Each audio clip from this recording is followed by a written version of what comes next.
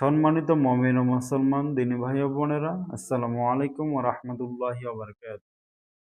আপনারা দেখতেছেন অদৃশ্য জিন ও জাদুর কোরআনিক চিকিৎসা চ্যানেল, সঙ্গে আছে আমি মোহাম্মদ জসিমউদ্দিন। তো সম্মানিত ভিউয়ার্স, আজকে আপনাদের মাঝখানে খুব গুরুত্বপূর্ণ একটা বিষয় নিয়ে কথা বলবো যে একটা তুলা রাশি ব্যক্তিকে খুব সহজেই চেনার উপায় কি এবং কিভাবে বোঝা যাবে যে আসলে সে তুলা রাশি ব্যক্তি নাকি অন্য কোনো রাশি। এই বিষয়গুলা জানার জন্য খুব সহজ একটা টেকনিক আজকে আপনাদের মাঝখানে শিখিয়ে দিব। অনেকেই বলে আমি তুলা রাশি, আমি এই রাশি, ওই রাশি, সেই রাশি। মানে একেকজনের একেক রকম কথা হয়ে থাকে। তো যাই হোক, আমরা যারা আপনারা মুতাব্বির লাইনে আছেন অথবা মুতাব্বিরে যারা আপনারা ভালো কাজ করেন, তো আপনাদের অনেক ক্ষেত্রেই তুলা রাশি ব্যক্তির প্রয়োজন হয় অনেক বিভিন্ন কাজের জন্য। বিশেষ করে আপনার কোনো জায়গায় যদি তাবিজ-কবজ পুঁতে থাকে উদ্ধার করার জন্য, অথবা বাড়ি চালান দেওয়ার জন্য বিভিন্ন কাজের জন্য তো একটা মুত্তাব্বিরকে প্রয়োজন হয় তুলারাশির। যার কারণে আমরা আজকে যে বিষয়টা বলব যে একটা সঠিক তুলারাশি ব্যক্তিকে আপনি কিভাবে খুঁজে বের করবেন। খুব একটা সহজ আমল দিয়ে দিব ইনশাআল্লাহ। কারণ তুলারাশি ব্যক্তিকে খুঁজে পাওয়ার অনেক পন্থা আছে, অনেকভাবেই অনেক পদ্ধতি সিস্টেম আছে তুলারাশি ব্যক্তিকে খুঁজে বের করার জন্য, আসল তুলারাশি ব্যক্তিকে।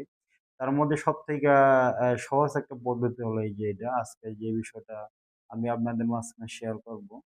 তো সর্বপ্রথম যে ব্যক্তি আপনার কাছে আসবে অথবা আপনি যাকে পরীক্ষা করে দেখবেন সে ব্যক্তিটা তুলারাশি কিনা, অবশ্যই তাকে গোসল করে পাক পবিত্র অবস্থায় পরিষ্কার কাপড় পরিধান করে আসতে বলবেন।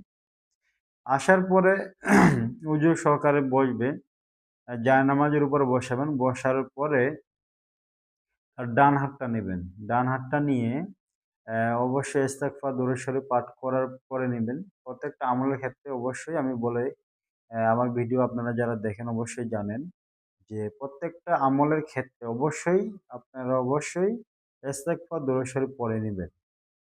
মিনিমাম ১১ বার দরুদ ইব্রাহিম পাঠ করে নিবেন। পাঠ করার পর রোগীর ডান হাতটা নিবেন।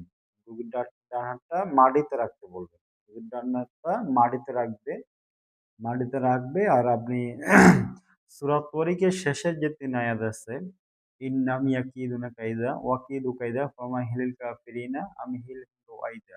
লাস্টে যে শেষের ৩ আছে, ৩ আয়াত আছে সূরা তরিকের। ৩ আয়াত ৩ বার পাঠ করে ৩ টা দম হাতের মধ্যে দিয়ে দিবেন। ৩ টা দম দেওয়ার পরে দেখবেন যে সে যদি অরিজিনালি তুলারাশি ব্যক্তি হয়ে থাকে, তার হাতটা অটোমেটিক্যালি চলা শুরু করবে।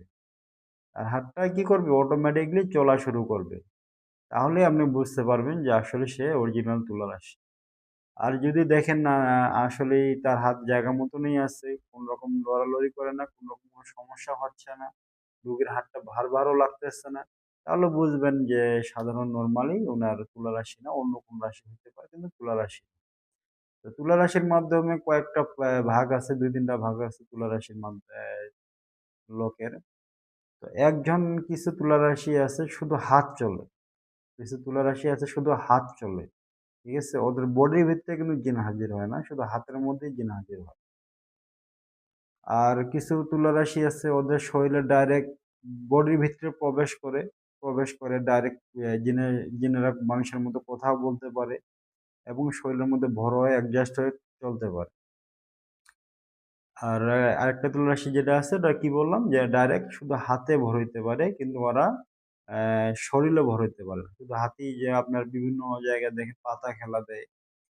পাতা খেলায় টানাটানি করে, হাত টানে। ওইখানে শুধু ওই তুলারাশি ব্যক্তি শুধু হাতের মধ্যে জিন ভর করতে পারে, বডির ভিতরে ভর করতে পারে। তো যাই হোক, আপনারা যে বিষয়টা জানাইলাম যে যদি সে বডির ভিতরে যদি জায়গা থাকে অবশ্যই বডিতে ভর হয়ে যাবে। আর যদি হাতের মধ্যে ভর হওয়ার জায়গা থাকে অবশ্যই হাতের মধ্যে চলে আসবে। তো যাই হোক, বিষয়গুলা আপনারা অনেক বিষয় জানার থাকে এইসব বিষয়গুলা। তুলারাশি চেক করার আরো অনেক পন্থা আছে। তো এটা হলো সবথেকে সহজ একটা পন্থা। যেকোনো রোগীর অথবা তুলারাশি ব্যক্তির পরীক্ষা করা খুব সহজ একটা পন্থা। তো ইনশাআল্লাহ আ এই বিষয়গুলা আমি আরো ক্লিয়ার করব পরবর্তীতে। অবশ্যই সেই পর্যন্ত সবাই পাশে থাকবেন। আসসালামু আলাইকুম ওয়া রাহমাতুল্লাহি ওয়া বারাকাতুহু।